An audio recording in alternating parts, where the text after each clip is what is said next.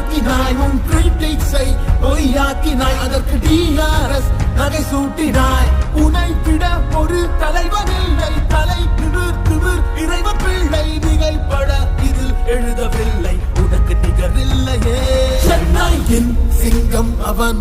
MSD number 7 captain cool என்றால் அவன் நம் மண்ணோடு ஒன்றானவன் சென்னையின் சிங்கம் அவன் MSD